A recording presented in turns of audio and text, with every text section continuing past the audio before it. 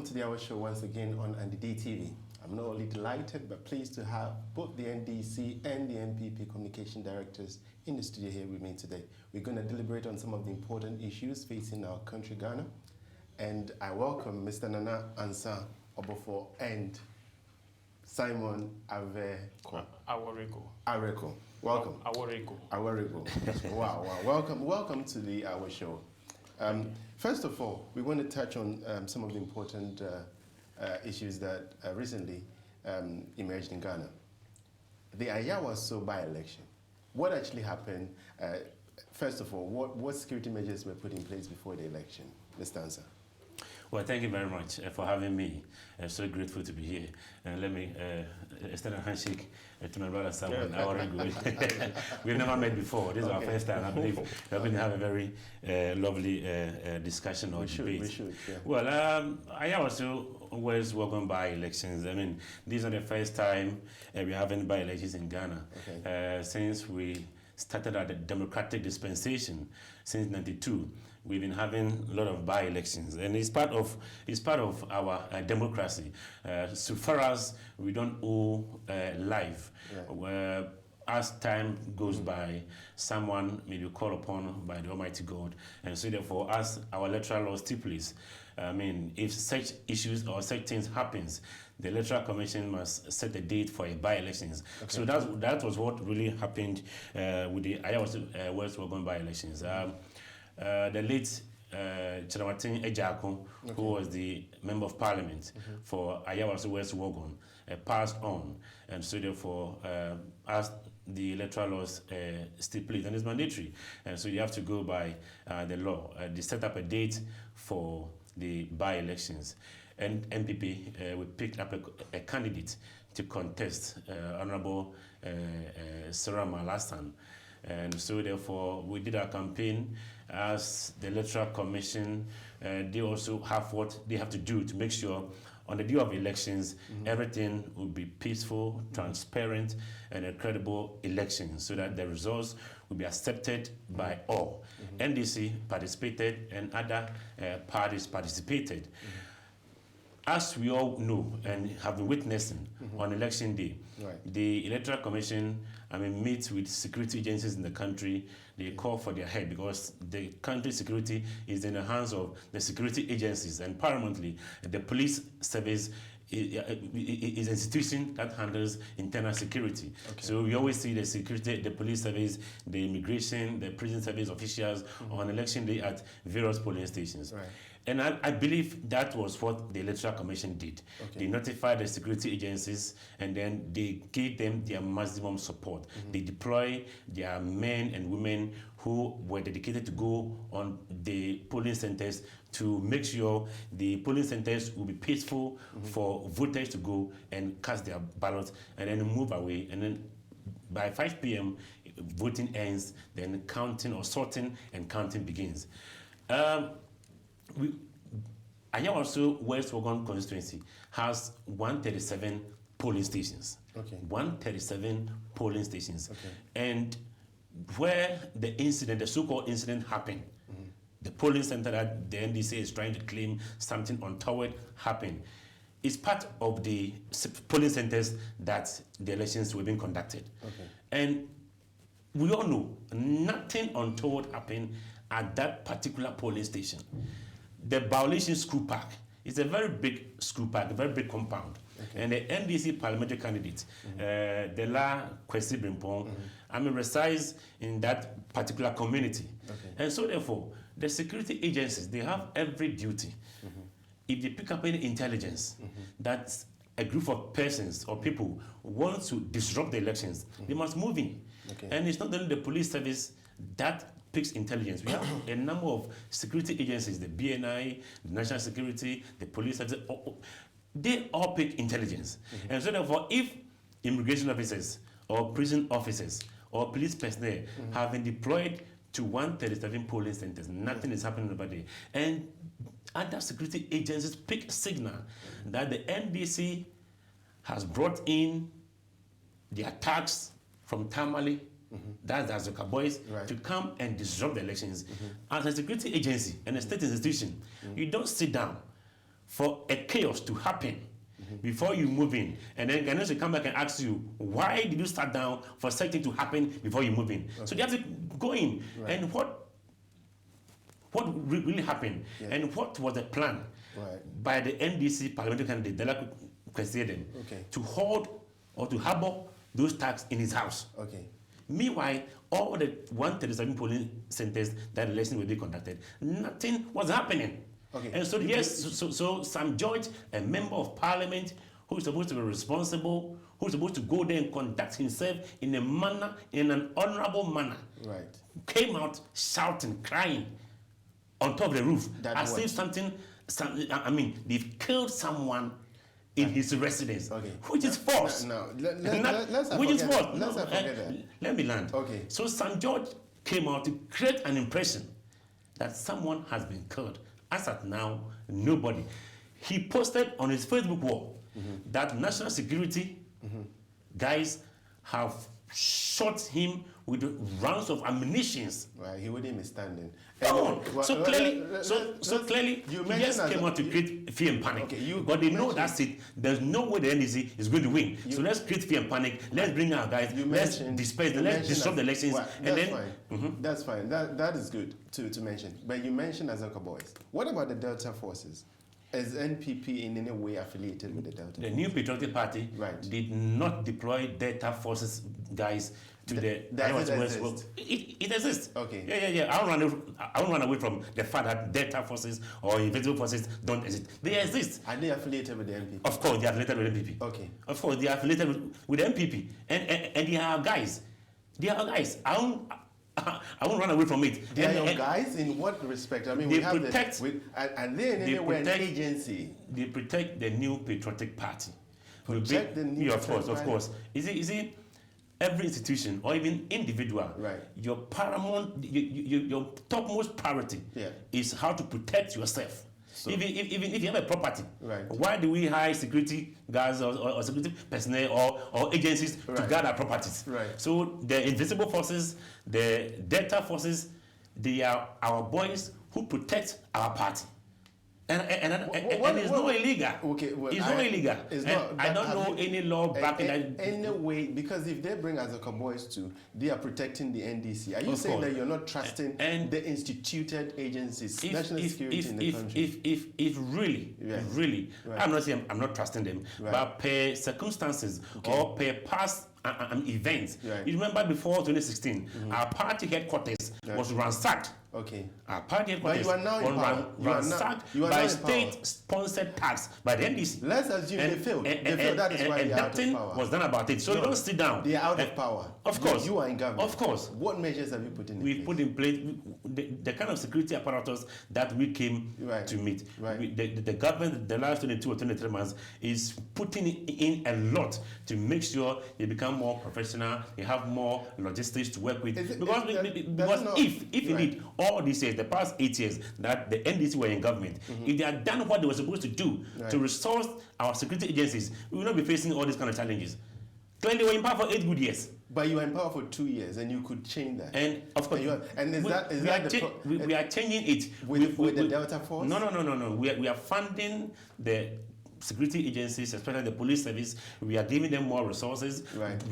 Just recently, how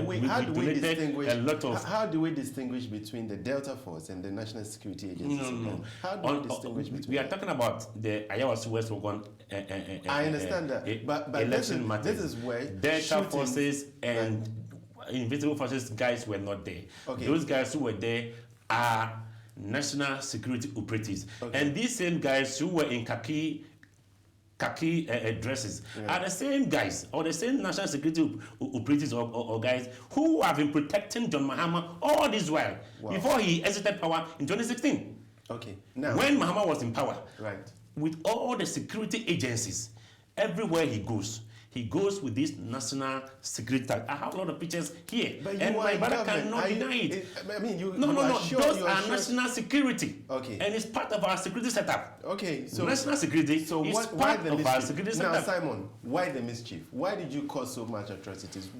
You have to ask him why Sam George came to say. I'll do the question. Ammunitions were gunshots were fired at him. Why the mischief? Thank you very much, Andy.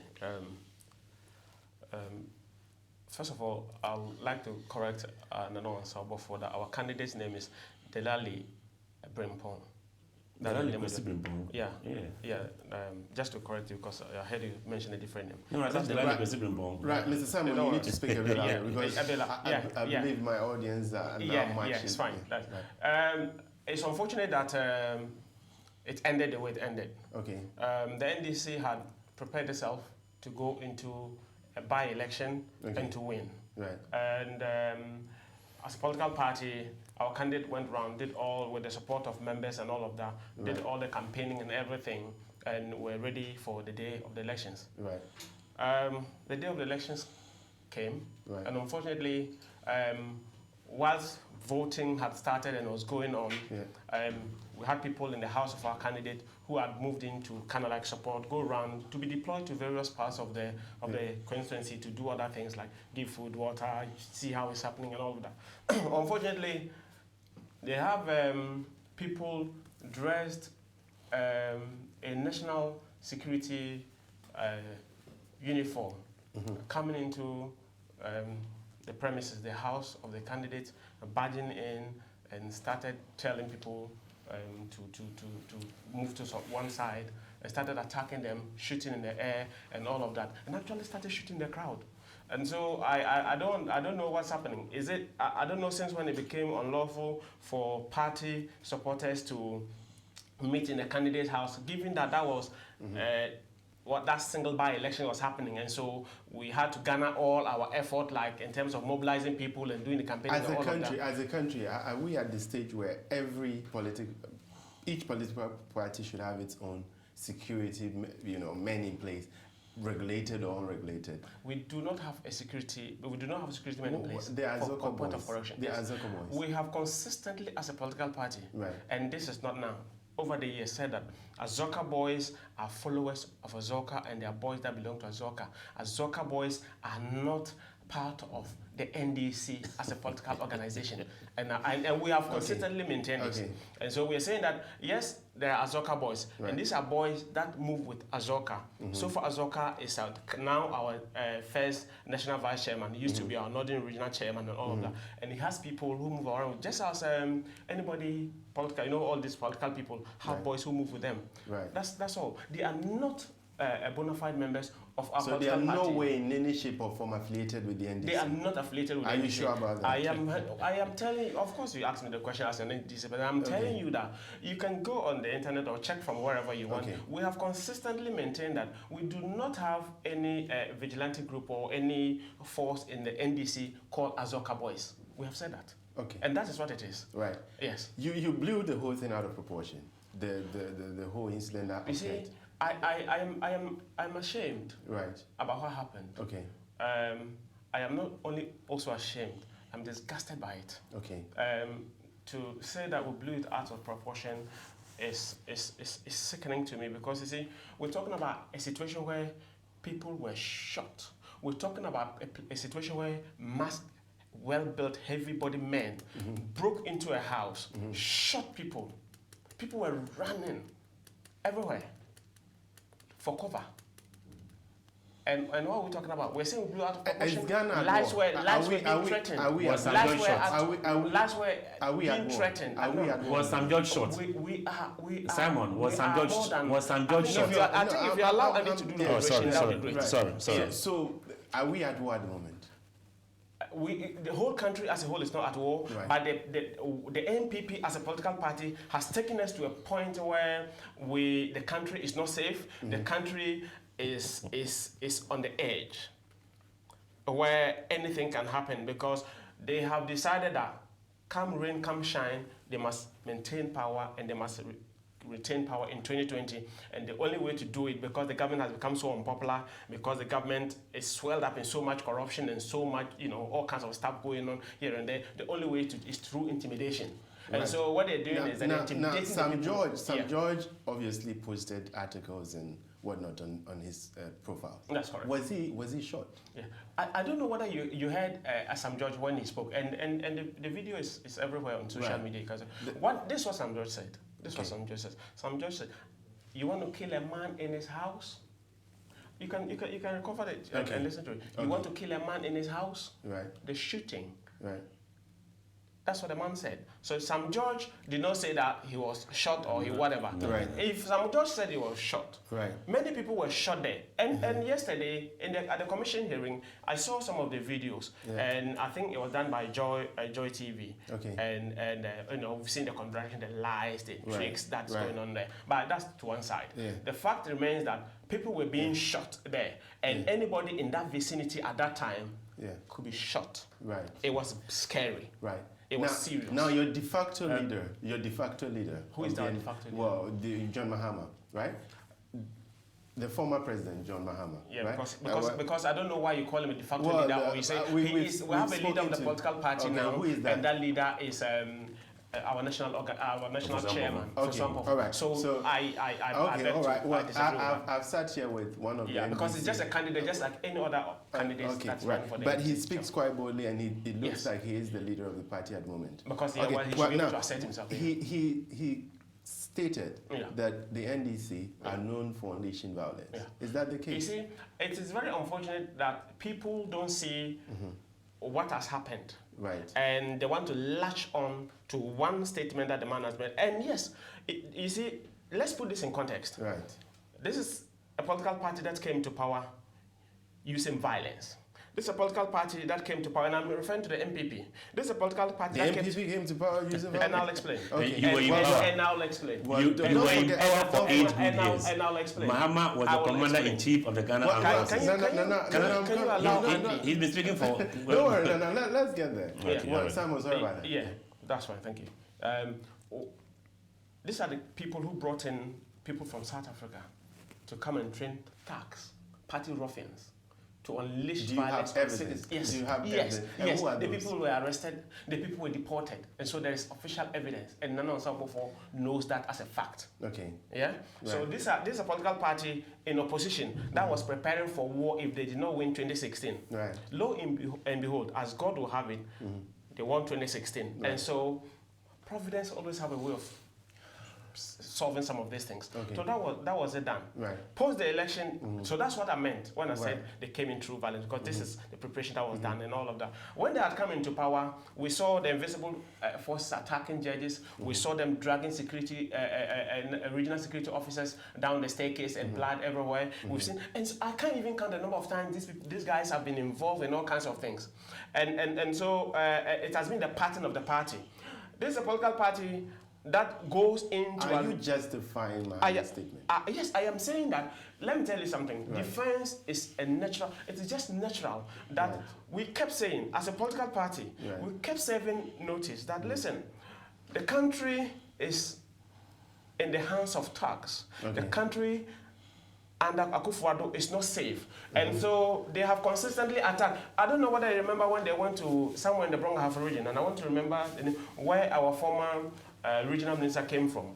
I want to remember that. If I remember, I'll tell you. And they went into the house and they attacked and vandalized his cars and attacked the people there. There's so many attacks that has happened by the same vigilante forces across the country. And you know, what is even worrying is that they have them across every part of the country. Right. There was even a letter cited recently by one of their Upper West regional security guy who said they are recruiting party boys to train them to be used as election security guys. I am saying that if this does not call for a point where, as a political party and as human beings, we have to take steps to protect ourselves, to safeguard our lives. And life is very... You don't trust the current national security? It is not a matter of not trusting the national security. It is a matter of the NPP arming themselves to the teeth and threatening the security of the state. So it's got nothing to do with the security services. Because the problem is that the security services have been over-politicized to a point that they have been intimidated by this government to a point that, listen,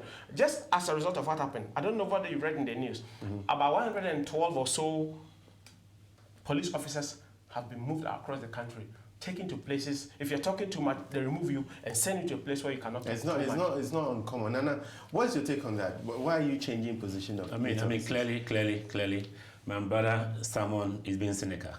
Okay. All what he's saying, I don't know whether he has short memory. Because he's telling me and viewers that he has short memory.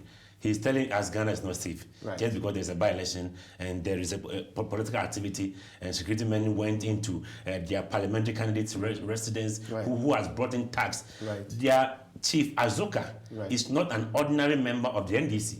He's a big man in the NDC. And he has come out to claim that the Azuka boys are members of the NDC.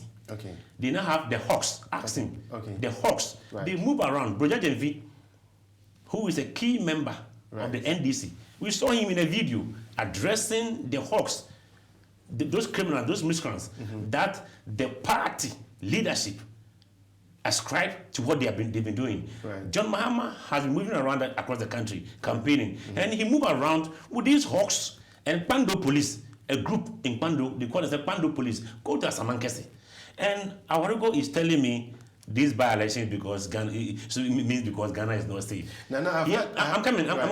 You see, when they argue this way, then we are being tempted to go back.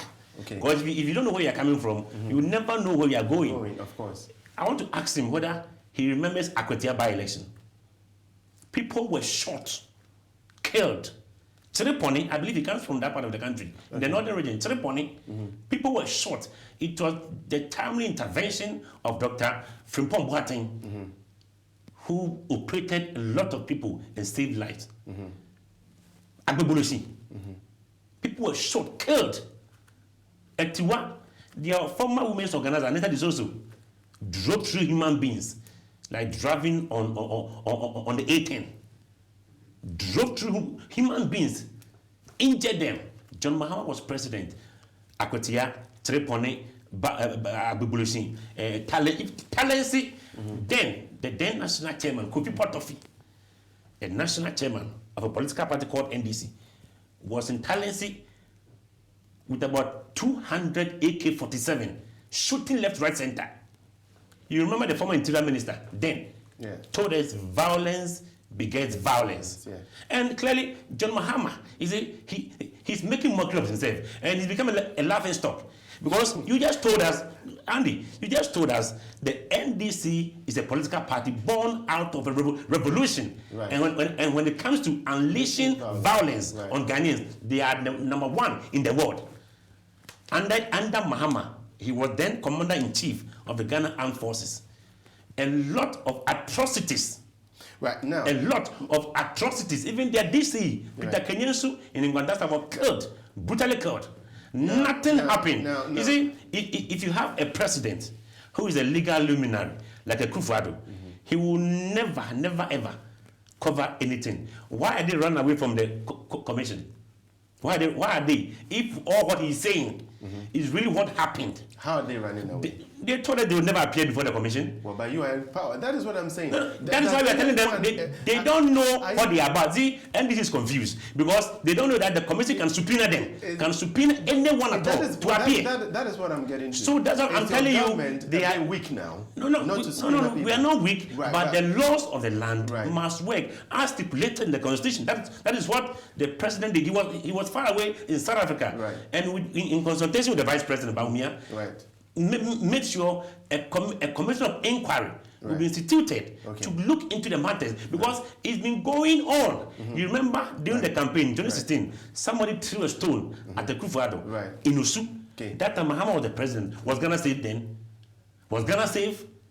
So this mantra, this noise making about Ghana, if Ghana is not safe, the international community will not be passing complimentary remarks about Ghana. International investment, huge companies, Nissan, Sinotrack, Volkswagen, will not be coming to Ghana to be building the assembly plants in Ghana. So this mantra, Mahama is confused. And you know one thing, the NDC will be having their presidential election somewhere 23rd February. So Mahama wants to be in the news. So he just come out, frame certain issues. Still look at some disgraceful acts that he did, posting fake videos, calling diplomats and showing them fake videos. Well, we will take blackmailing your own country. So my brother Aworigo, I wanted you to answer. Sam George, a member of parliament, being paid by the taxpayer, he told us you killed someone in his residence. How can he be so irresponsible? Don't worry. And he calls him a member of parliament? I know we are very... Anyway, we take a quick break, and when we come back, we speak more. Thank you very much. Maintaining a presence at the forefront forefront of a global issue with the desire to help others come to a resolve in personal and business affairs is why NDC Legal and Immigration Associate was established. We specialize in overseas British passport applications, bails and temporary admission, deportation and detention cases. The profound pattern in achieving positive results with fragile cases in immigration, nationality, European Union and human rights law, adoption, marriage, divorce, litigation, and so on, up to date, has been broken, and that is why our client base continues to expand.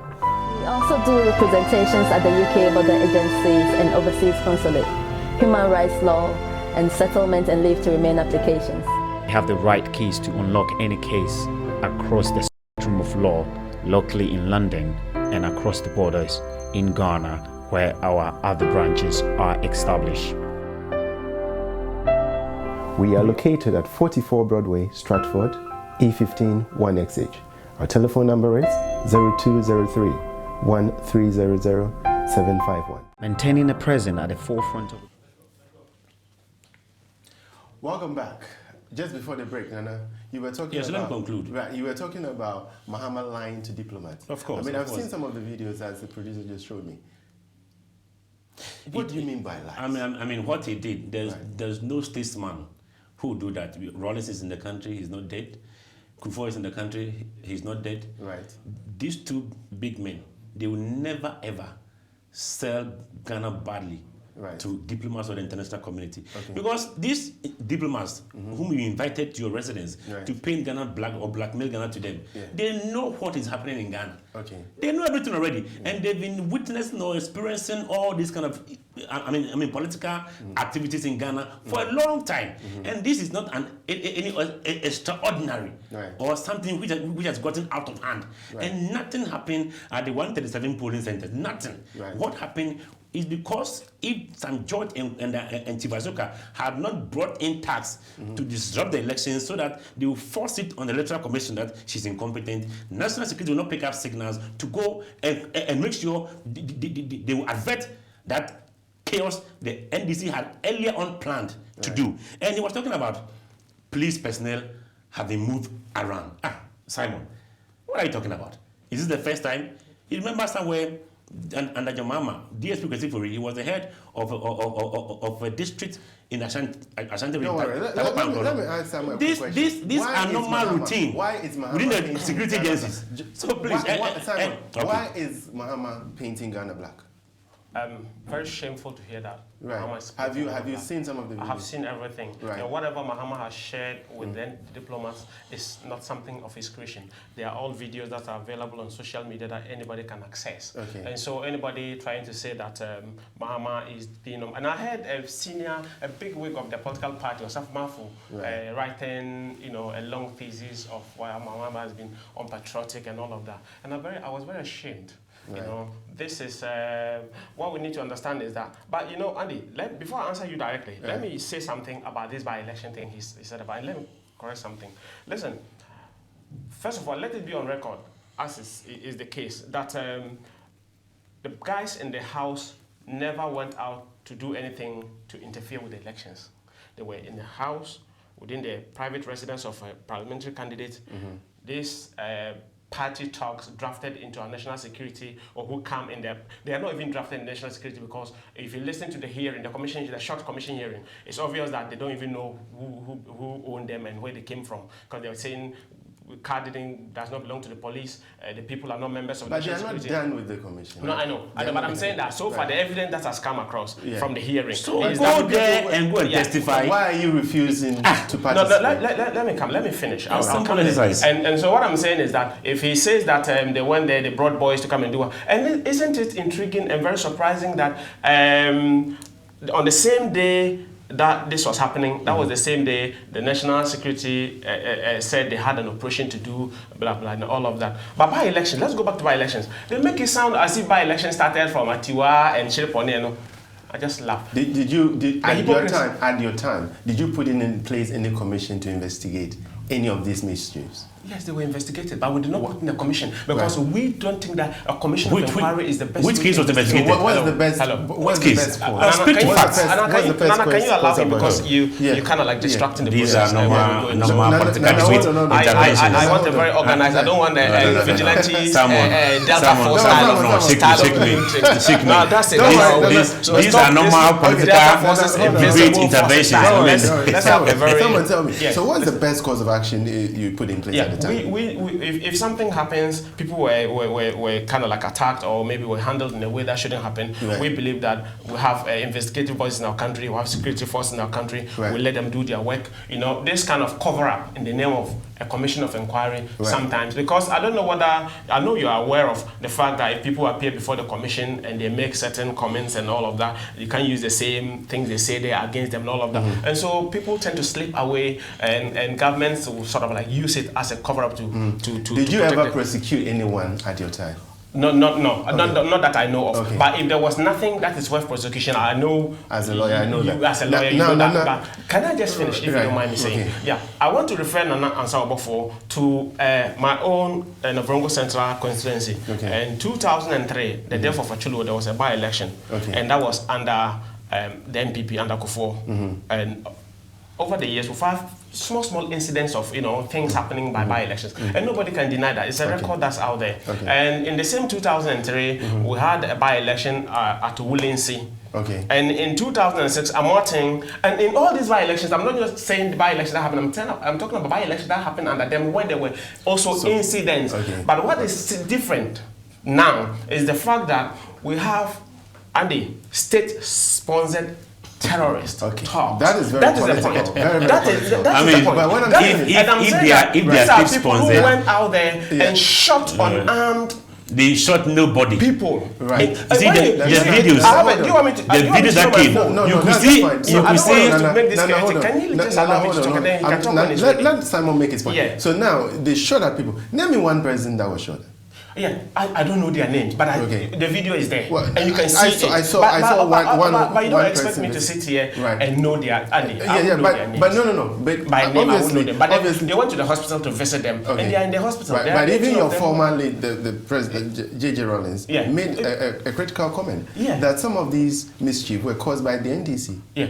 Listen, JJ did not make that. Some of these people, did you hear him say that? Well, did you read it? No. But there were statements out there. Yeah, that's what I'm saying. Because JJ Rawlings did not make the exact statement that was put out there. So all these, the whole thing that happened, you just sit at your home and someone bashing and just start. Yes, that's the case. That is the case. Because they went into the house. There's a video going around where in Brian Champion's house, the day before they carried out this dastardly act, they had sat down and planned this whole thing. Because you see, the thing is that they had realized that the NPP is becoming very unpopular. Ghanaians have seen through their lies and their numerous... And is Muhammad doing it, is he doing anything just to make it quite work? He's sending videos to diplomats. What has that got to do with let me say something. We have a president who thinks the best way to hold on to power is to intimidate people using violence. A president who has almost cowed our security agencies into sleep. They can't act. You'll be victimized. You'll be sacked. Let me come, please. Let me come. And so they have become powerless. They watch. I don't know whether there's this. I think it was a training school where police officers were having a discussion about why the police have become inactive in responding to some of these things. And one of their own said something, and that was very, very interesting. He said, this thing, the police service have been so over-politicized that it makes it difficult for you to act. I don't know whether you've seen that video. It was politicized and do you understand? So what I'm saying is that, can you just call it to order and let me finish? I'm coming to you in a minute. Now what I'm saying is that John Mahama did not put anything different there. Listen to me. This is what happened. A U.S. ambassador calls on John Mahama. They have a conversation. He wants to know about what happened. He's already seen all these videos on social media. He inquires about what happened. John Mahama tells him, the Japanese ambassador calls on John Mahama. He wants to know what is happening. Is John Mahama the president of Ghana? Why would this diplomat be calling him in the first place? No. Why would they did not call on John Mahama. He invited them. They don't just call on John Mahama. They call on other former presidents. They don't just call on John Mahama. And what did the former... so many times where former diplomats have called on Jerry John Rawlings, President Kufuor. It's not uncommon. And so, I mean, it's to say that why are they calling on John Mahama, I think it's not very right, because they do call on because they have been, but given that he is the immediate past president and given the state of what is happening, they probably want to hear from another side. They'll be hearing from government and somebody who makes a very critical comment. I'm coming. And more importantly is that they had already met, all these diplomats had already met the government side, and that nobody's talking about it. They're keeping that to themselves. But we know when was that? And when they met the government side had given an account. They probably were not convinced about that account based on what they're seeing in social media, all of that. And so they think, you know what? We need to hear something else from another side. We're not just going to listen to this as well. And that is from President Mahama. Thank you very much, Sam. Now, let me clear a couple of issues that he made a very important point. He made a very important point. He made mention of you've put in security personnel to sleep. How can security personnel? But is it not time for you to act? When time for you to they were in power, I believe you remember the Let My Vote Count demonstration, where NDC tax, who were recruited into the police service, shot Justice Ajemaku's eye. They came out, Omanebu Ama, who was then the communication minister, came out to tell us that it was a tomato paste that was being, I mean, that was NDC, John Mahama time, an insensitive ex-president, John Mahama time. And someone is telling me a commission of inquiry which has been instituted or commissioned to go into a matter, so that as a nation we will come. I'm coming. Let me land. We will come to a firm conclusion that these things is becoming unbecoming. Can we put a stop or have a better roadmap to ending such activity during elections or by-elections? When we went to Brazil in 2014 to participate in the World Cup, when we came back, we also saw what transpired, the kind of terrible corruption activities that went on. John Mahama instituted a commission headed by Justice Jamefe. What was that? Was it for a cover-up? Clearly, after the hearing, Kwadwo Duasare came to cry before the commission, and he was relieved of his post and sent to the seat of government, the Jubilee House. So clearly, if he says it's a cover-up, then he knew that was what they were doing. And see, police politicization. If indeed there is something, or there's an animal called politicization in the police service, they started under Guvado. We know NDC from Rawlings' time, from the 79-81. You remember they had the AFRC, the ACDRs, when they used to terrorize Ghanaians. Over 400 Ghanaians went to exile. As at now, we don't even know their whereabouts. And NDC, Simon, the political party he belongs to. And you see, the way they argue, as if we are some school children, we don't know what is happening in Ghana. John Mahama, what he did, I'm telling you, nobody on the African continent in the stature of an ex-president will betray, blackmail his country to diplomats. What are they going to do to Ghana? Nothing. And listen, they went to Kufuor, even if that is what he's saying, that diplomats call on John Mahama as what? As ex-president or as the flag bearer of NDC. They went to Rawlings. What did Rawlings say with them? They went to Kufuor. What did he say? And if indeed they went to the president, the Kufado, we have been seeing videos of the diplomats, their meetings with a Kufado as the president on maybe security challenges in the country. Nothing of that sort exists. Mahama invited them because he wants to score cheap political points. Now, and he wants to be in the news ahead of Spirit Gabriel and Co. 1 minute. Remember, Spirit Gabriel is in court suing the security agencies, some Attorney General or the IGP or whatever. So these are all orchestrated. I understand. It was a plan. It was planned that they would disrupt the elections because they have no message to allow him to moderate the program because it's like when he was interrogating you said no. You want to talk. Let me ask you a question. Now you've spoken about commissions. I mean, Simon made clear indication of some of these commissions are basically useless because when it comes out with any recommendation, it's never practically followed. What's your take on it? You are setting up. There are so many commissions you've instigated. The commission that investigated, what do you call it? What happened to it? Hold on, Simon. So Ghana 50, what there are so many because right. Who started that commission? Ghana 50. Isn't you? Who said it? Atamas.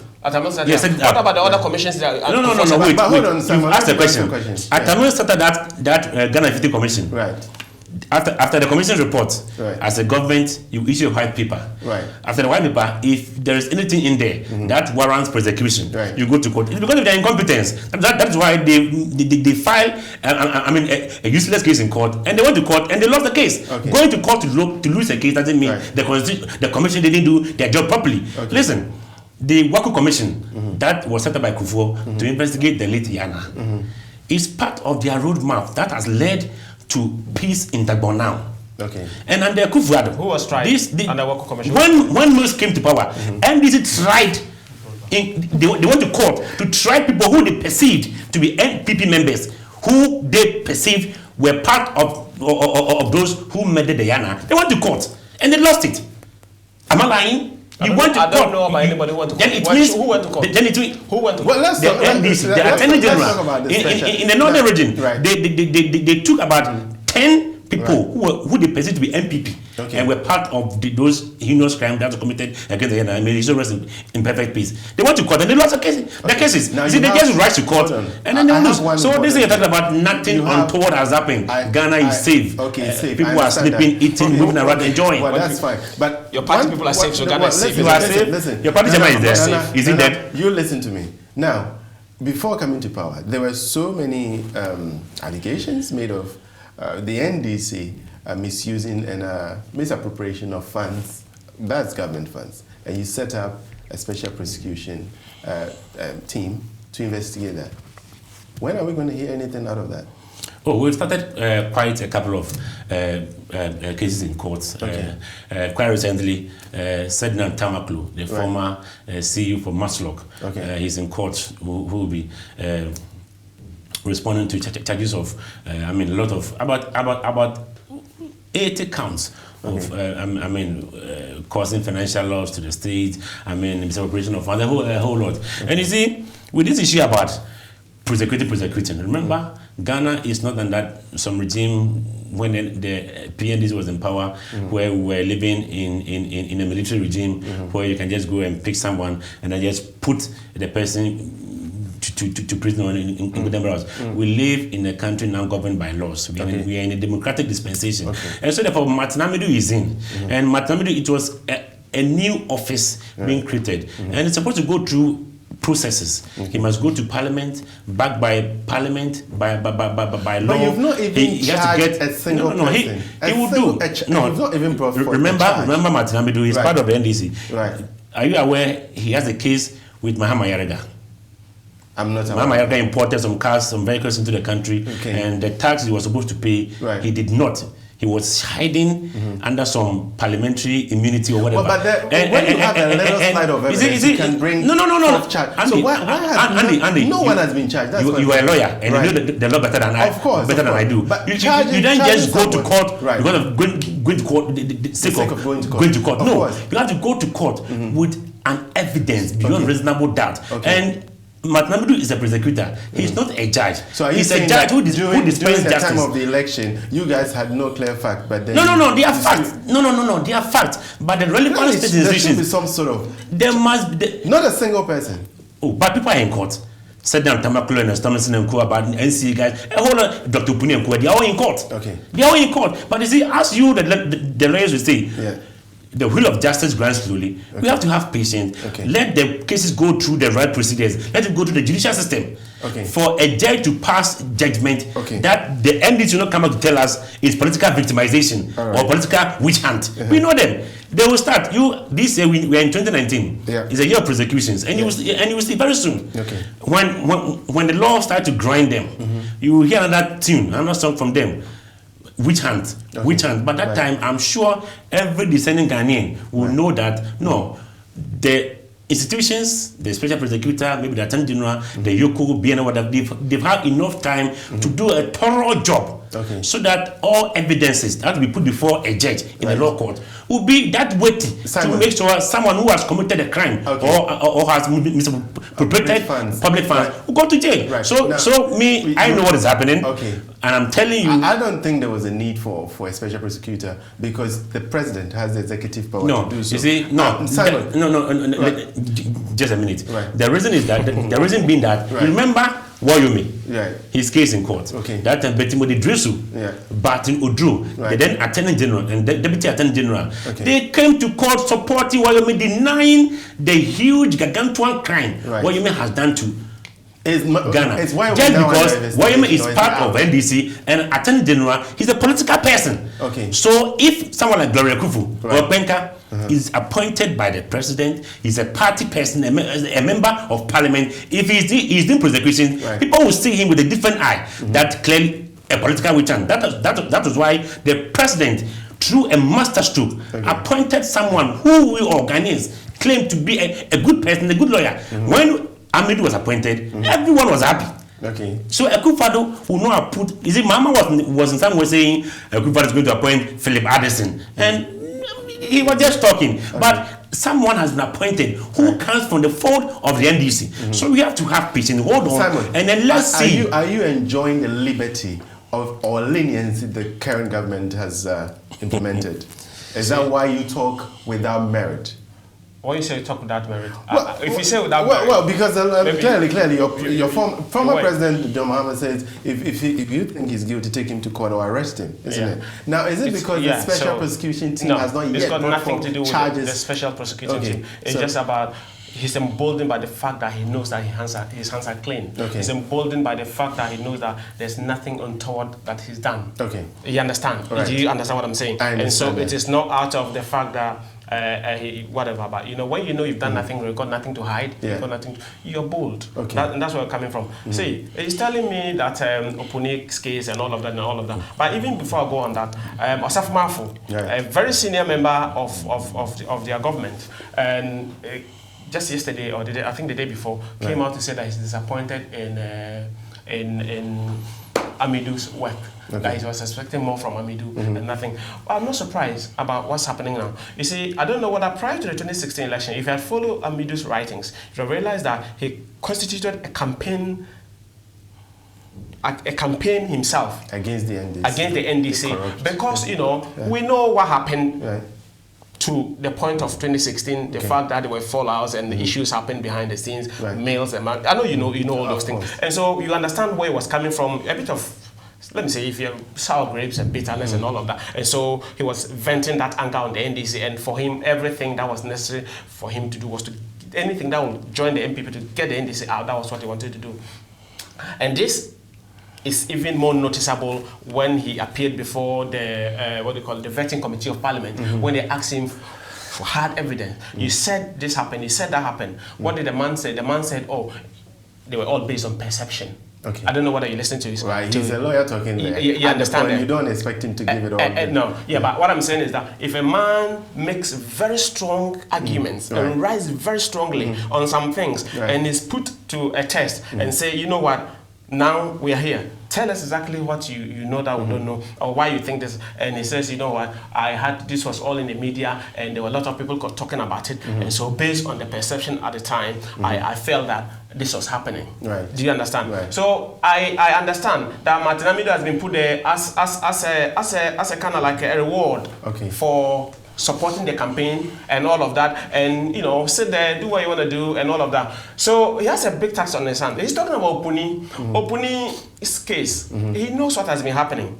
The state prosecution is ridiculed every single day. They're running away from their own documents, from their own evidence. I wish my phone was not there. If I show you the court proceedings, it's very interesting. Okay. You see, you can come with 1 million charges. They do not, you as a lawyer will know that. They do not, I can make 10 charges out of one same thing. Okay. Isn't it? Okay. So he's coming out with so many charges, all of them. We know getting close to 2020, they'll have to ask their style. It's always been, right from the days of Kofo, it's always been their style to try and whatever it takes, put somebody in jail, make the whole political point so they can ride on that to an election victory. And so we are aware of that. We know, I don't know whether you followed by the circumstance in which Achuchi Kata was put to jail.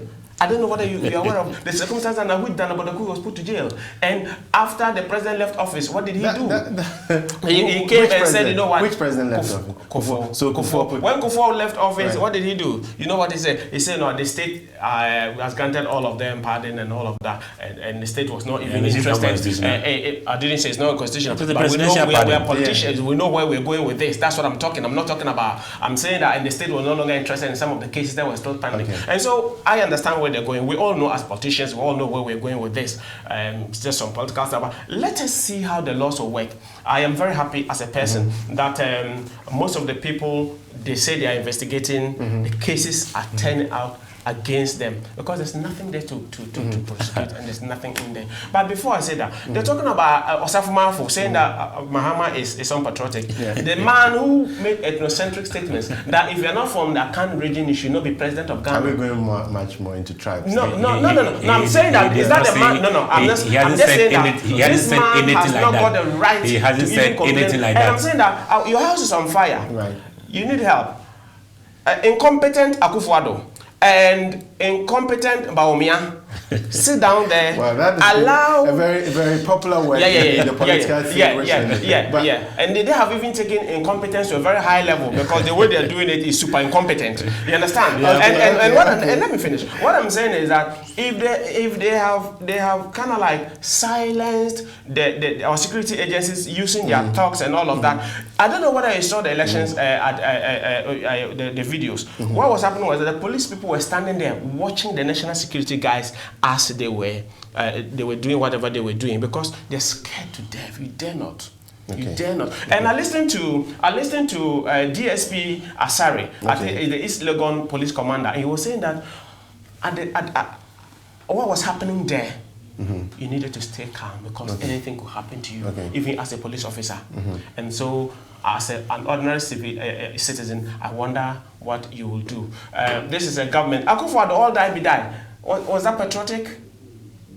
Akufo-Addo said good for Butu 2016. Was that patriotic? Is it not the time for us to go to the international community and let them know that? No, I'm saying that. Is it not time for us to go to the international community and say our government is failing to protect us? We need help. Come in. Have we always not gone to them to say that anytime we have an issue? I remember they brought in.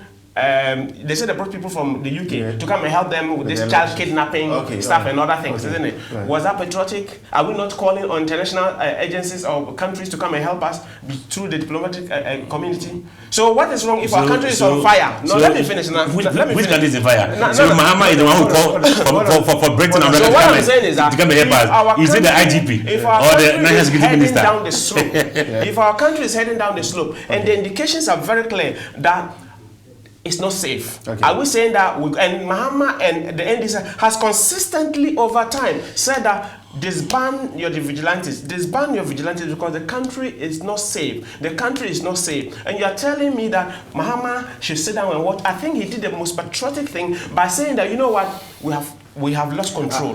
I always get concerned when you keep mentioning Mahama in this statement, but we take a short break. Because Mahama is the one who made that statement. Before the break. No, you shouldn't Just a minute. Can you allow before the break. Don't distract me. I am on the phone. We will take a short break and when we come back, no Simon, we'll take a short break and when we come back, we'll talk more about the kidnappings of girls in Ghana. Thank you. Maintaining the present at the forefront of a global issue with the desire to help others come to a resolve in personal and business affairs is why Andy D Legal and Immigration Associate was established. We specialize in overseas British passport applications, bails and temporary admission, deportation and detention cases. The profound pattern in achieving positive results with fragile cases in immigration, nationality, European Union and human rights law, adoption, marriage, divorce, litigation, and so on, up to date, has been broken, and that is why our client base continues to expand. We also do representations at the UK border agencies and overseas consulate, human rights law, and settlement and leave to remain applications. We have the right keys to unlock any case across the spectrum of law, locally in London and across the borders in Ghana, where our other branches are established. We are located at 44 Broadway, Stratford, E15 1XH. Our telephone number is 0203 1300 751. Maintaining a presence at the forefront of a global issue with the desire to help others come to a resolve in personal and business affairs is why NDC Legal and Immigration Associate was established. We specialize in overseas British passport. What's in place for that? Let me clear some just 1 minute. I want to say that the reason why I keep saying Muhammad is the one you said made a statement, isn't it? It's the one you said he met diplomats, isn't it? Okay. That's why I keep saying Muhammad. That's all. That's okay, fine. so now what's on the So the former president, so he's a statesman. Okay. A statesman, whilst the country is giving you so much, the country is taking care of him, his wife, his families, a whole lot, and you blackmail the country to this young. You are in government, and I'm sure you can take actions against. Yeah, of course. Anyway. Let me clear one or two issues before I come to issue. This in Ghana is not safe. This political noise and political, song of Ghana is not safe. When Ghana became unsafe under the NDC. When they were killing people, let me give you some list of people that were killed under the NDC and at the time of Mahama.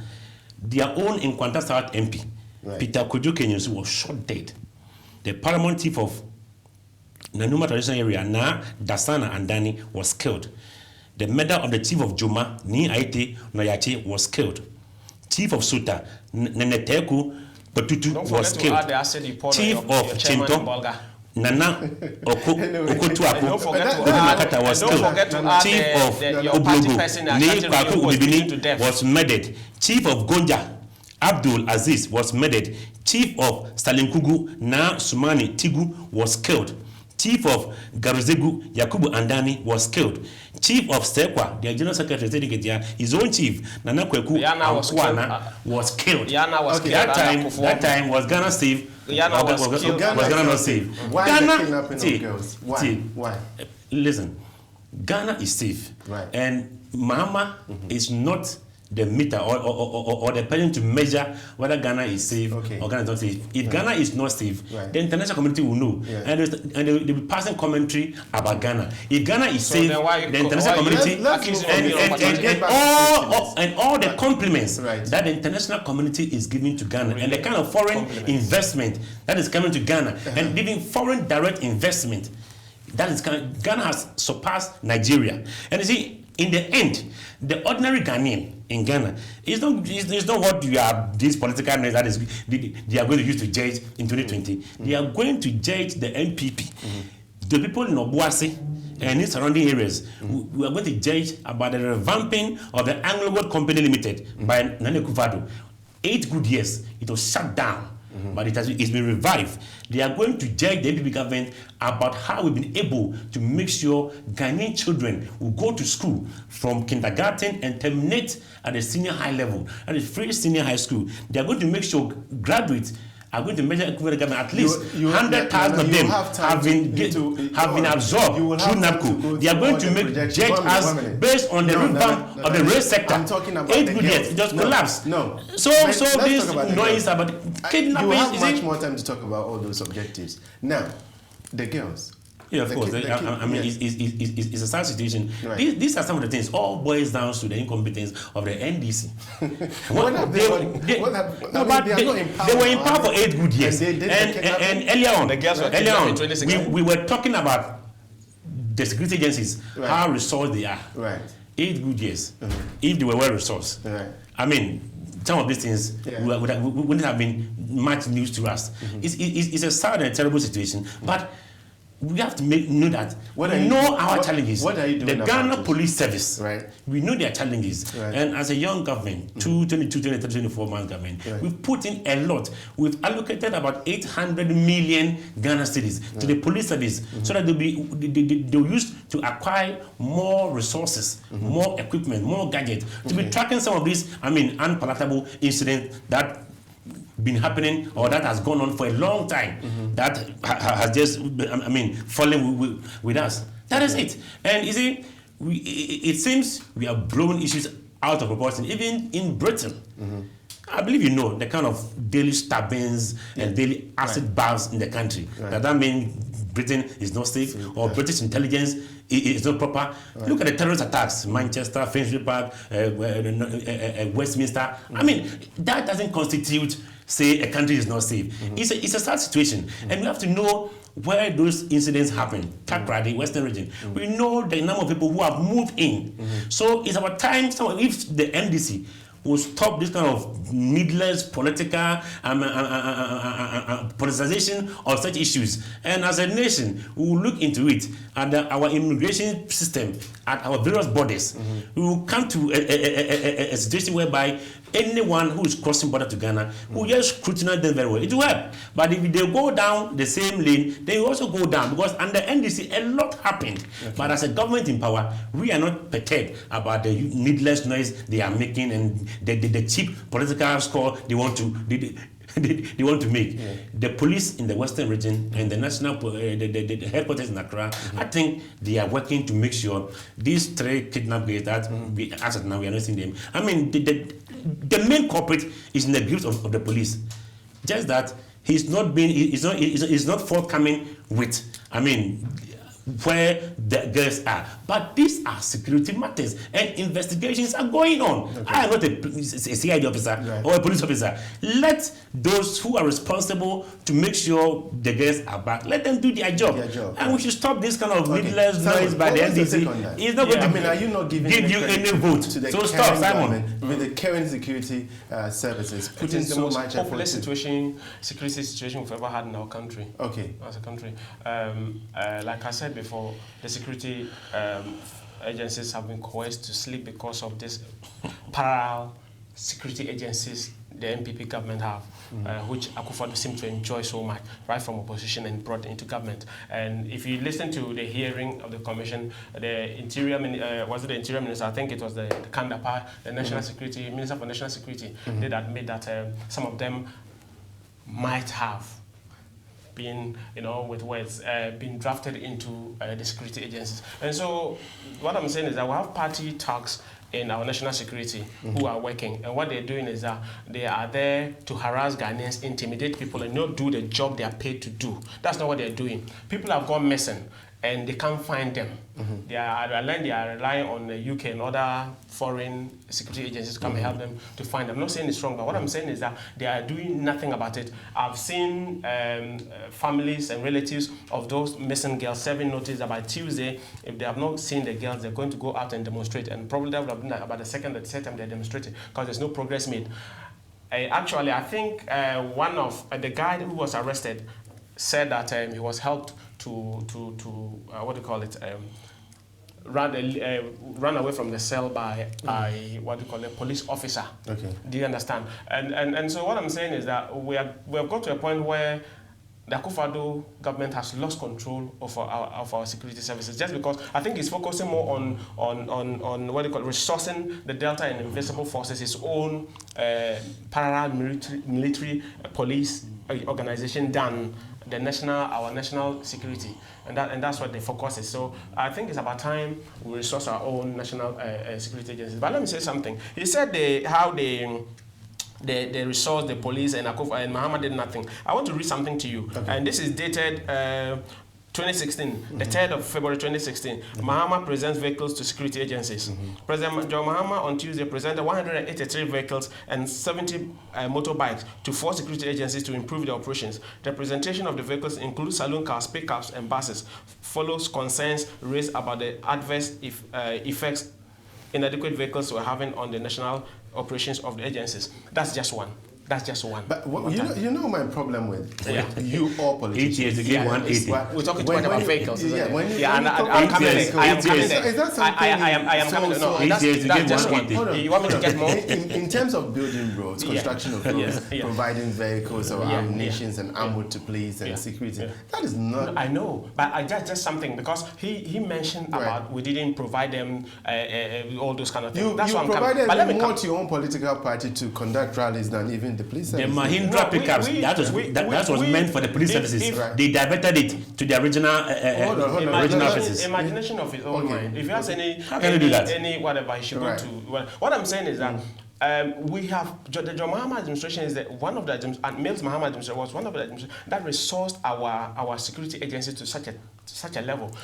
You are aware of them even building accommodation for the police, and I know I'm just saying that it's not just about. Oh yeah. It's almost, I don't know exactly. Korea STS, a sham. It's not Korea STS. A sham. Simon, what is a sham? What are we talking about? A sham. No. I just want to know where these police it was a total sham. That day that Mahama signed with the Korea STS company, it was a total sham and a disgrace. It was recently that Baumia cut short for the construction of, houses for our police service personnel. It was a sham. 8 good years were in power. Show me which community that one building was completed to house our security agencies. Even the affordable houses that we left since 2009, we left power at Bunkatamanso, Mampong, Kufodia, Sokra Mampong, whatever. They left all to rot. They could have been refurbished it and handed them over to the security agencies. Let's look at that. We're looking at it is now. We're looking at 5,000 affordable houses. At where? Yeah. For the police service? Some of that was going to the police service. Where are you? I am coming. And I know Asagleme. It was not for the police service. I know of what do you call it? Sagleme. Other you know the other one. It was not for the police service. That body, they said Samsonai told us they were putting up those Saglema structures for the ordinary Ghanaian. And in the end, do you know how much one flat is costing? How much? Come on.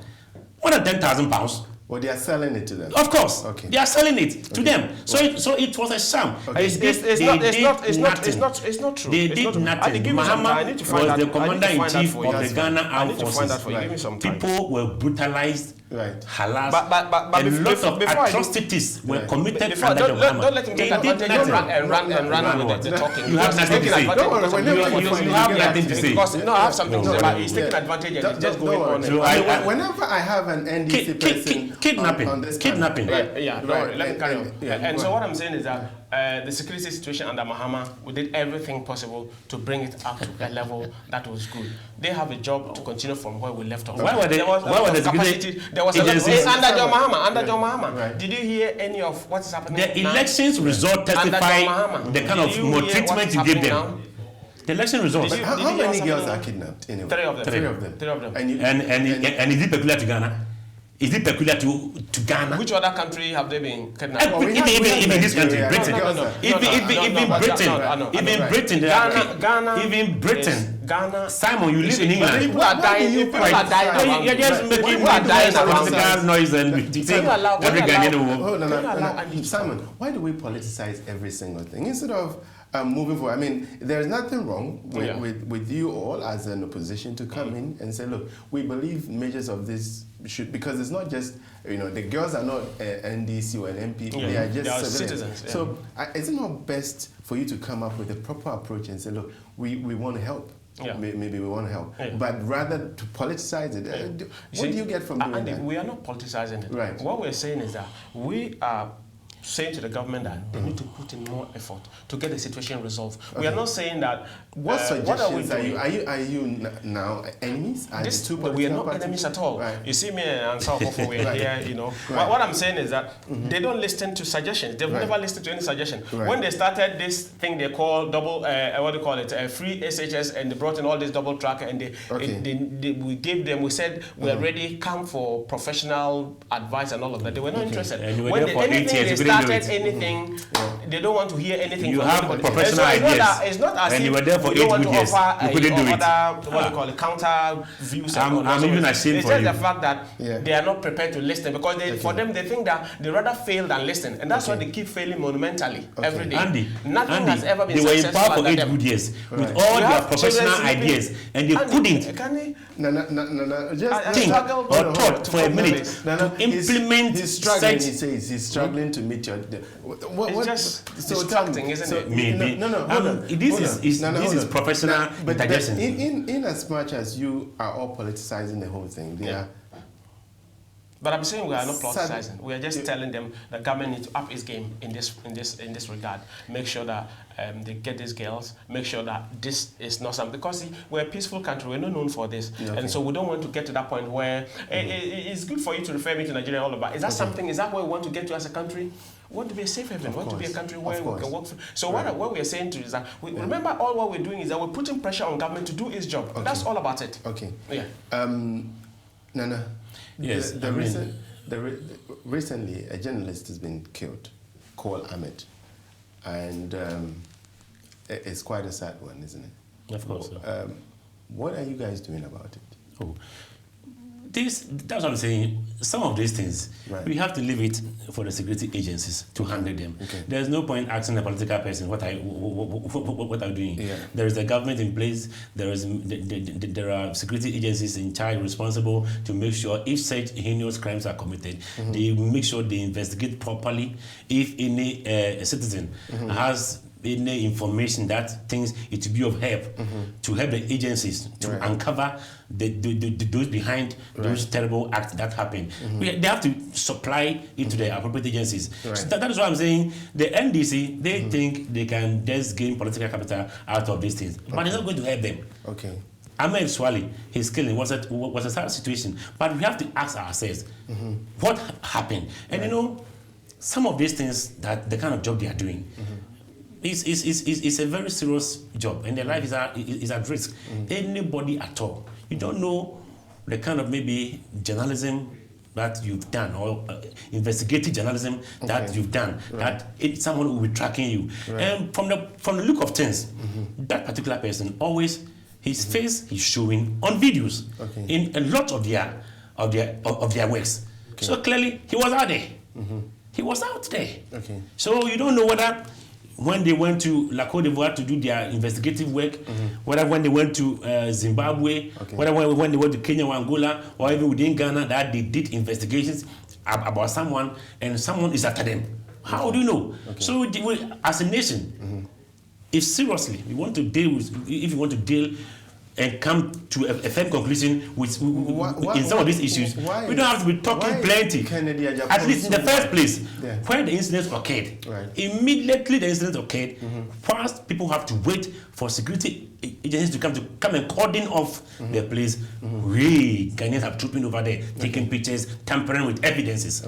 And then they'll turn back and come and ask you, what are security agencies doing? Is that what transpired in serious jurisdictions?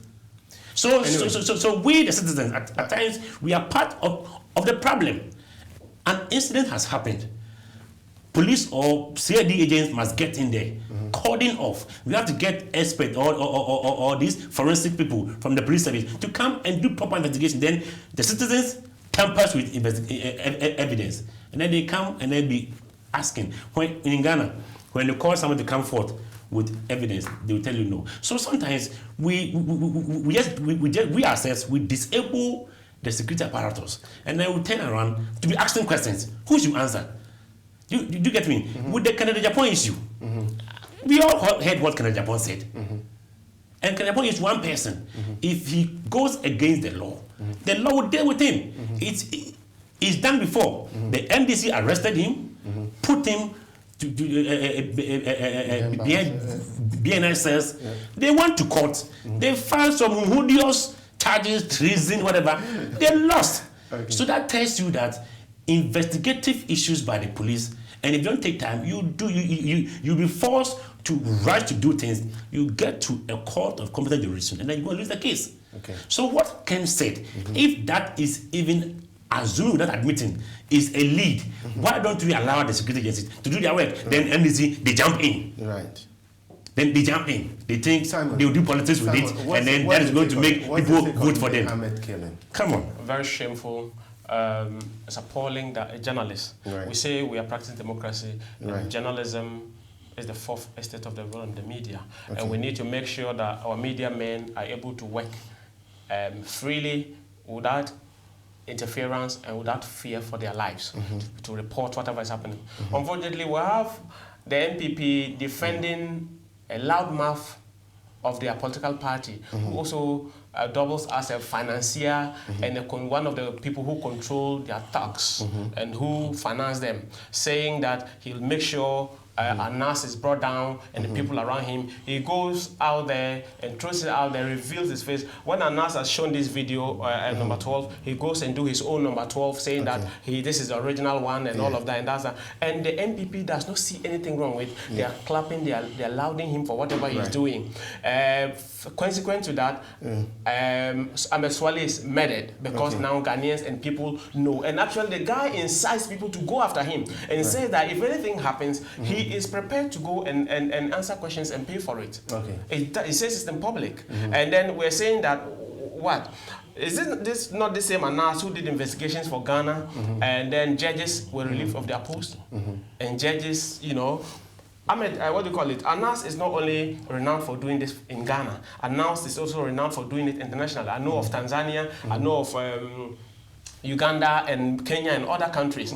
I remember very well there was a speech by Obama where he acknowledged the work of people like Anas, mentioned him by name. And that goes to show you the international reputation of what he does. Unfortunately, the NPP, anytime something is not going their way, and because the man came and did something on Nyantichi, and on the Nyantichi thing, it mentions Akufo-Addo, you know, Nyantichi has Akufo-Addo in his pocket and all those things. He's touched somebody he shouldn't touch, and by all means, Japan is the man to bring him down. And we're saying what? In any proper country, Japan should not be walking around. In any proper country, Japan should be. And what was even more disturbing is that the police said, "Oh, we went to his house to take statements." Didn't you arrest him for the same thing? For the same thing. Is that treason? No. I said no.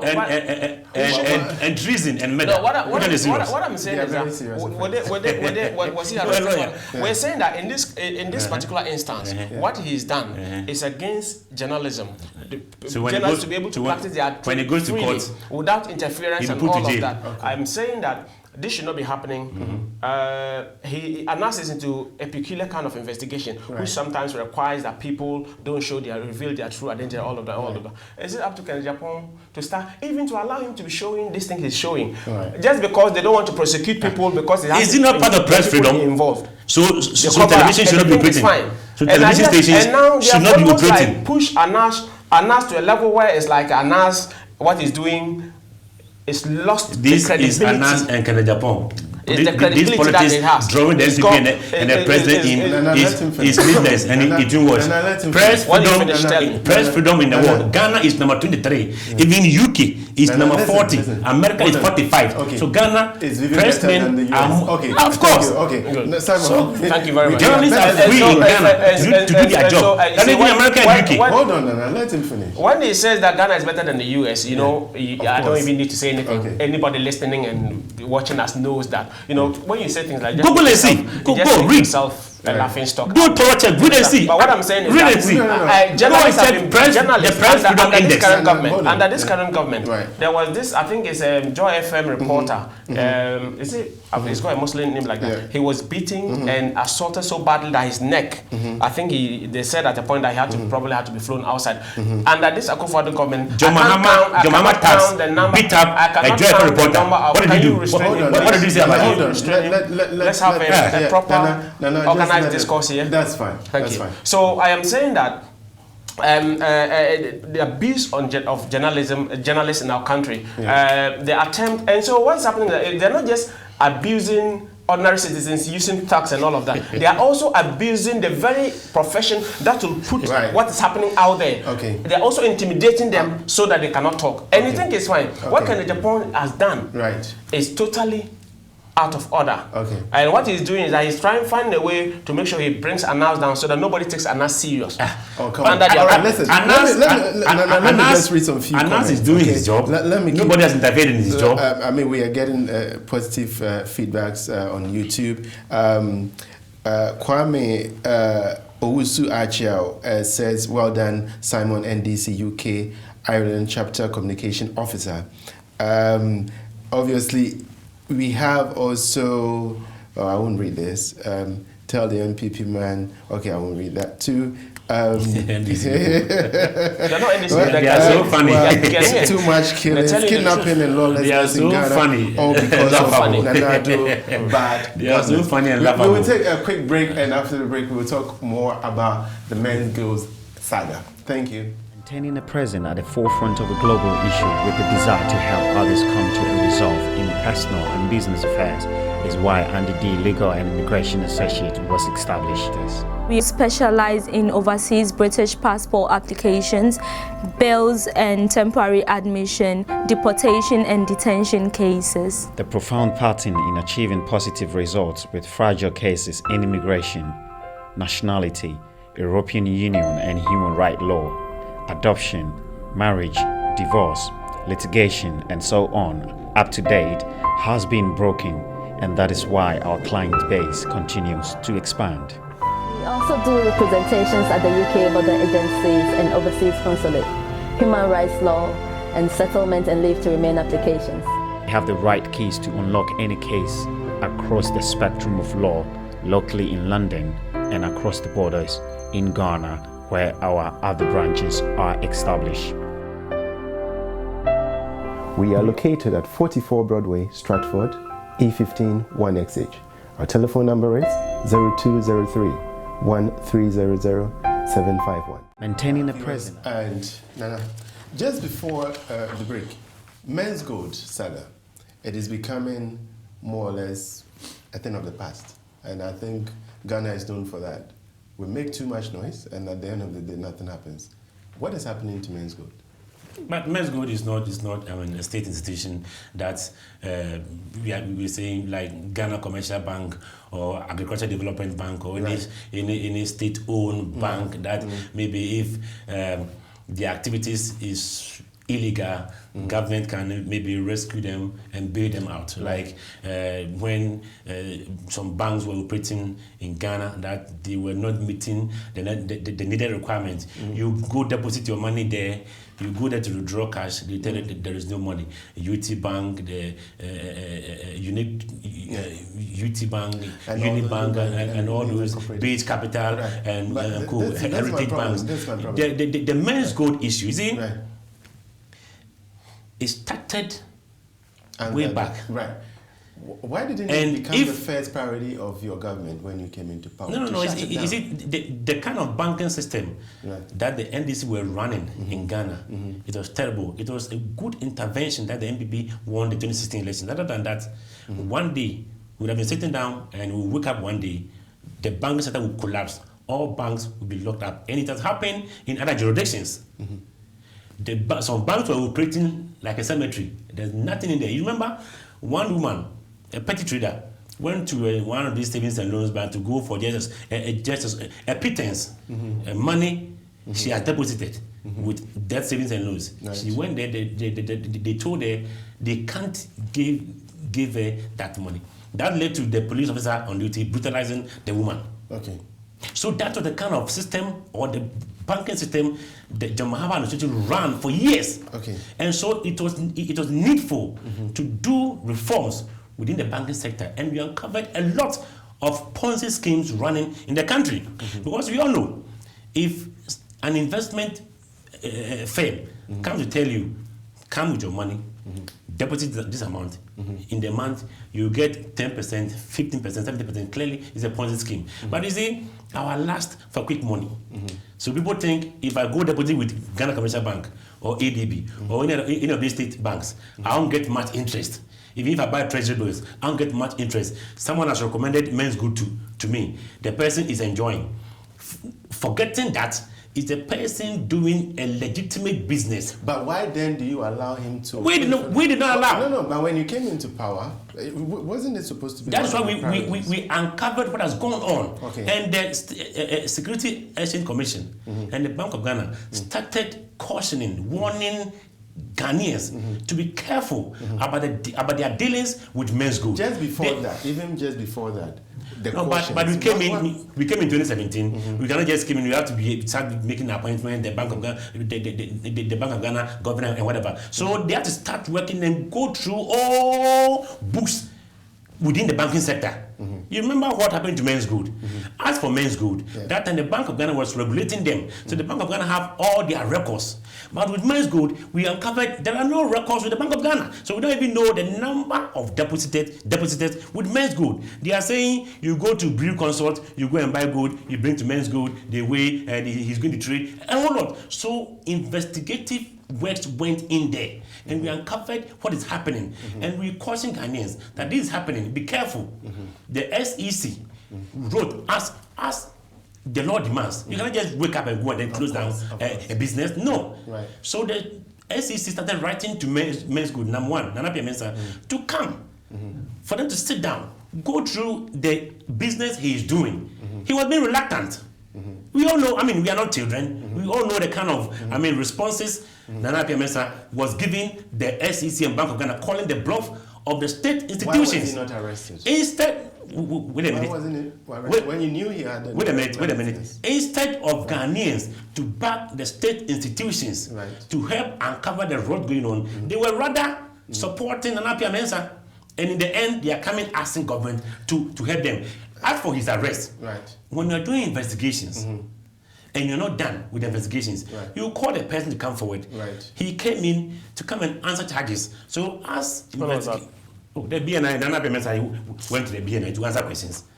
What are you talking about? Nana Ansah went to the BNI. He's there to answer questions. When was he? During this Men's Good saga. Okay. Yes, the facts are there. He's there. I mean, he just been mischievous. Okay. He's there. So, but this is where you have uncovered the fact that he was an irregular. That is why we told him to stop that gold vault operations he was doing. Right. It was illegal. Okay. So it was not under the remit of the laws of the country. What protection does customers then have? Because clearly you've not shut him down. You've not put any sanctions on him. So how does customers now? The customers, I mean, as we all know, access of Nana Ansah or Men's Good, Yoko is tracking, tracking After them. you've allowed him to take everything away? Take what away? After you've allowed him to do you know his assets? Do you know his assets? People know. So if you know, put it forward. If you know, bring it forward. Okay. You are in the country, you call yourself a responsible opposition party. So if you know Nana Ansah has this mansion of property here, why as an NDC, why not feeding the NDC? Which means you are reckless and irresponsible opposition. You are just happy in making noise. During your time. You get what I mean? So we are not following the whole. One thing is, you see, just a minute, the reason why the NDC is so serious about this is good. A lot of their cash is in there. Their cash, I understand their cash for 2020 elections, they still get invested in Men's Good. So that is why they are making noise. Serious propaganda. Serious propaganda. Even if you had invested this money with Men's Good, what is the issue? Does it concern us? So clearly, there is something in there. A lot of NDC parliamentarians sold their properties and rented houses in Accra and invested in Men's Good. Meanwhile, they know clearly Men's Good was a Ponzi scheme. Don't listen to this is propaganda. Don't listen to this. So why did you allow him to operate? Thank you very much. You see, extent. He was changing names and you were looking at him. Yeah. Men's Good started off doing this, what do you call it now? What's the one you guys said when you come, you pay in Sunyana that collapsed? DKL. Well, microfinance. DKL, what do you call it? Men's Go started off as a microfinance. And was doing whatever it was doing, all of that. We found out that, and that was 2014. We found out that it was not doing the right thing, didn't even have a license, all of that in the central region. They moved in, of course, and closed down. That was under, I think, that was under Men's Bank. Was he arrested? I think that was with the C. Of course, he was invited. There's evidence there. You know, stop that. Let me go on. You see, the guy was invited, and the guy was told, the Bank of Ghana and the police, security agencies, all of that, and the guy was told that you cannot continue to do like this. You have a right to do a business, but have to be regulated and follow the proper channel and do whatever you do. The guy went under, and that was stopped operating, and I mean stopped operating. Later on, came back as Men's Bank and started doing all this, whatever he was doing, all of that. Yeah. The evidence is there. The evidence is there. Yeah, and was operating. We had done it to a point and asked him to stop operating prior to the 2016 elections. Okay. We had come to a point where we told him that he said he was registered under what do you call it, the Security Exchange Regulatory Commission, and the license was, I think, license expired sometime in 2016, if my memory is very right. And so we said, hold it there. You cannot continue to operate again until, that was after he's changed his name and become something else, until you get the right requisite, whatever you need. The bank, and that's why it stopped. When they came to power, that was when Men's Gold resurrected again and started operating as dealing in this gold and saying, I'm going to give you whatever percentage you're going to give to people. Let me come. What is worrying is this.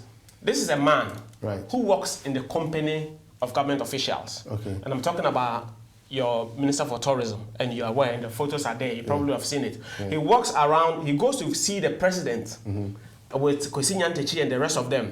He walks around gracing functions. He has state-provided security wherever he goes. It's not a lie. You know it's not a lie. You know it's not a lie. You allow a criminal to operate all these years. The man walks around. And any government has come into arrest to make sure he's not sworn the Ghanaians. And I'm saying, so. No. They are certain arguments. These are facts. And you can say whatever you want to say, but they are facts. No, it's not about picture. I am telling you the credibility. I am telling you the credibility you give to the guy. I am telling you the credibility you give to the guy. It's not about. And this same guy walks around with the first lady of the Republic, Rebecca Kufuor. You know, he's got this charity thing he's doing for hospitals, baby units, and all of that. He donates. He's a financier, contributor to that whole thing. The guy works around doing all these kind of things, and what you do. And if you arrest him, Andy, you are a lawyer, and I know you're educated. You understand what I'm talking about. What you do is that you are giving credibility and legitimacy to the guy. The ordinary man out there sees it and believes it.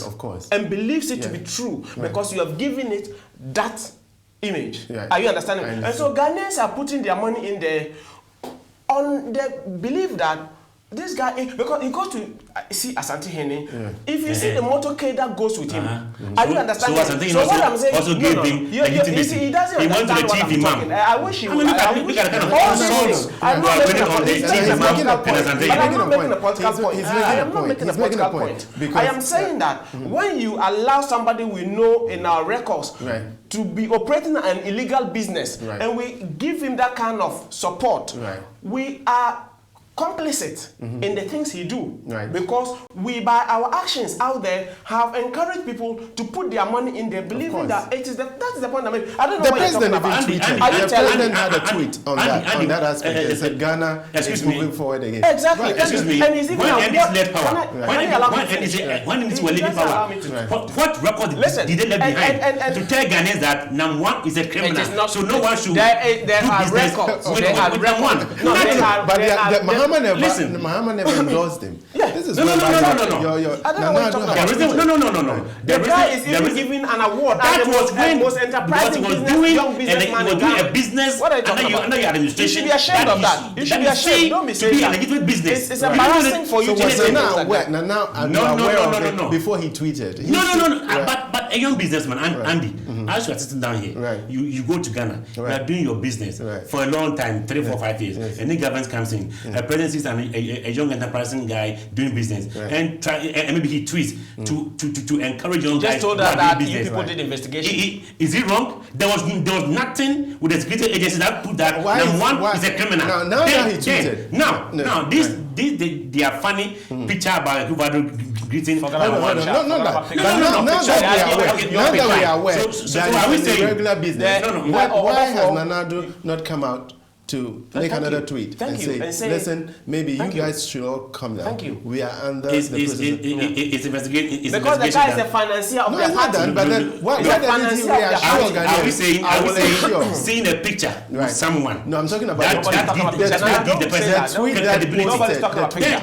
Then he's telling me Mama is a gay. No. Because we got the picture with people are listening, people with a high level of thinking are listening. What are you talking about? And Solomon on the same bed. So why is telling me Mahama give credence or legitimacy? Yes. Or Mama is giving legitimacy to gays. That's why gay activists are making noise. Because this kind of argument is needless and reckless. You were in power for 8 years. You knew that one was doing illegal business. You didn't do anything. You didn't do anything. And out of the mismanagement and the rock you uncovered. You're crying talking about a picture. We are talking about it. The Ghana Premier League needed. Listen, the Ghana Premier League needed sponsorship. Right. There was no records when they left office. That they left at the police said that I'm saying now I understand. The NDC failed. Hold on, NDC has failed. That is why we've come in. Why has Nana not retweet? Listen, he could retweet again and say, listen, I was wrong. Because take it or not, I might not be even following what is going on with radio and whatnot. I'm following the president's tweet. And I've come to learn and understand. Listen, this guy is doing a legitimate business. The president has endorsed his business. Why wouldn't I invest? The president as a lawyer, have you heard that?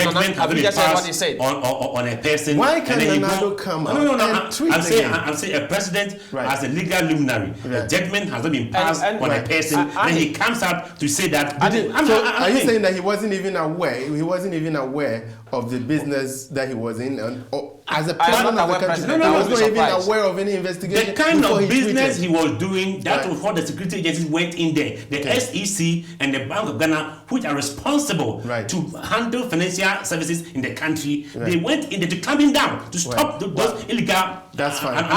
Andy, so let me say this. Listen.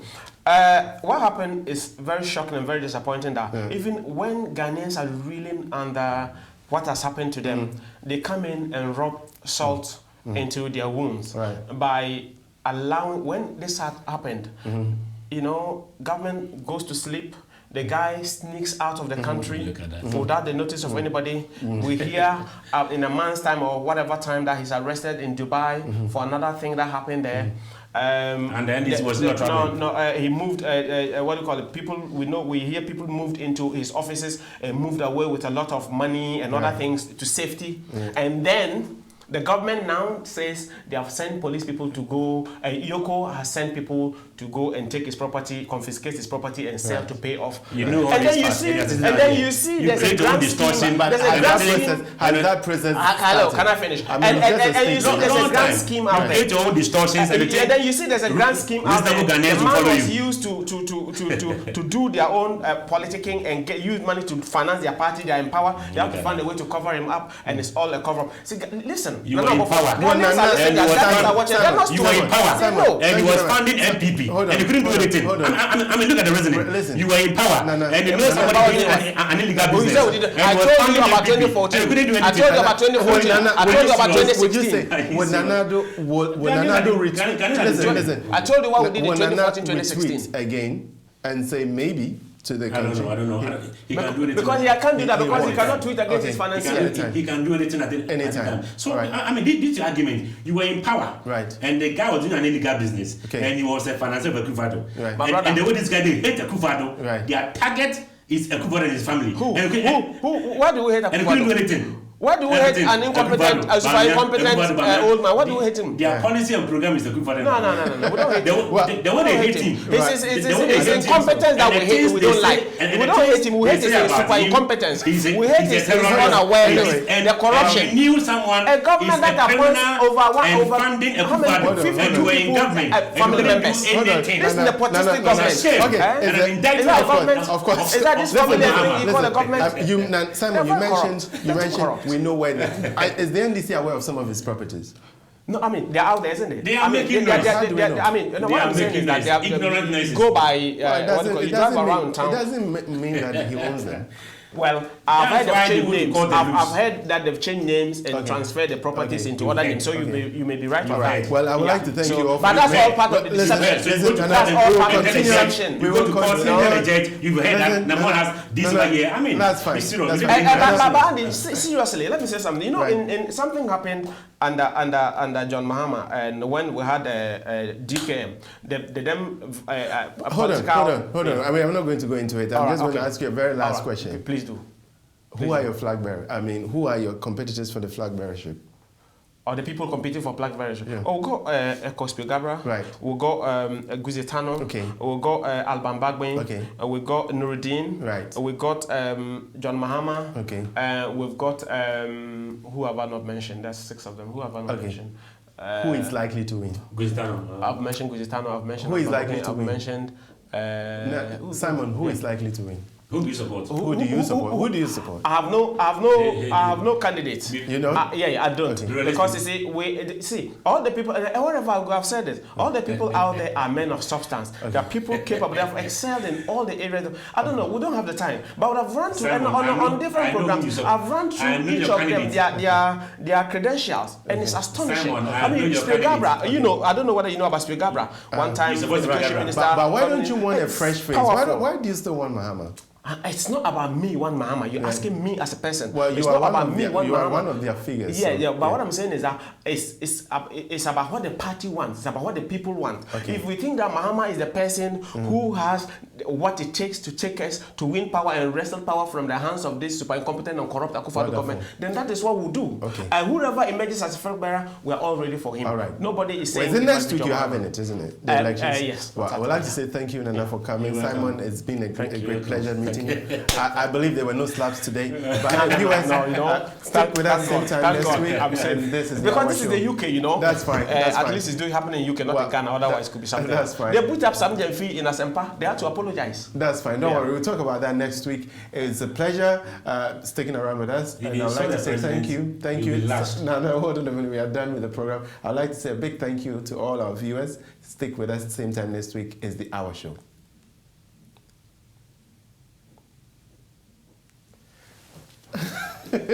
You